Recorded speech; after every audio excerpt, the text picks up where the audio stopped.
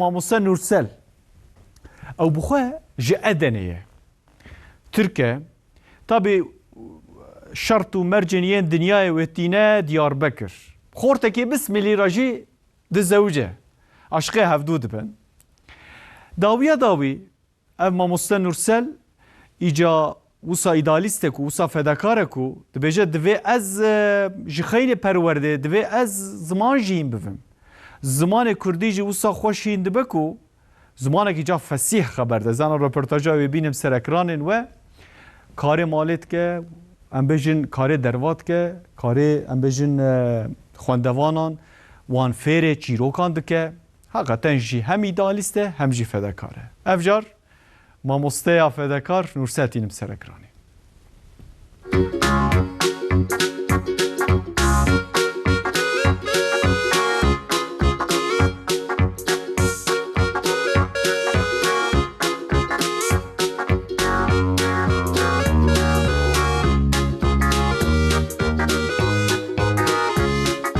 Tayina mamoste Nursel Gündüz alt di sala 2006 de derket Diyarbekirê.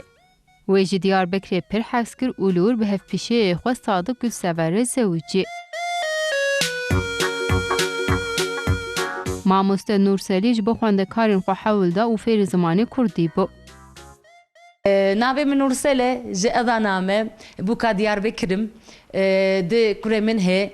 Xelkê Diyarbekirê ji mamosteya Edeneyî pir hez dikin. Wexta dest mamostetiyê kir, ez ketime dersê, xwendekar Tirkî nizanibûn, ez ji kurmancî nizanibûm.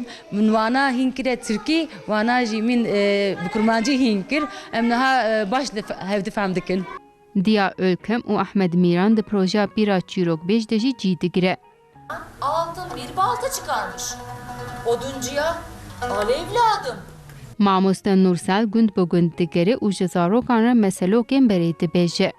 Nursel Gündüz Alp li malê dayîkekî bixîret û jêhat diye. Li dibistanê jî mamosteyeke îdalîst e. Bi saya wê xwendekar ji mektebê hez dike. Ez dixwazim ki heya daviyê jî li bir bimînim. Ez mafa min tayînê hê, ez kanim her memleketê xwe Adana, ama ez naxwazim, ez dixwazim vir bimînim, perwerderiyê virê hîn pêş te bibim. Nursel Gündüz Alp Gülsever ne bi tenê kurmancî hîn bû. Ew hîn bûye nan li tenûrê dixe û xwarinên Diyarbekirê jî çê dike. Serupî çê dikim, kutilka çê dikim, şamboreka çê dikim, dolma çê dikim. Ez gîşa elîmim, gîşa çê dikim.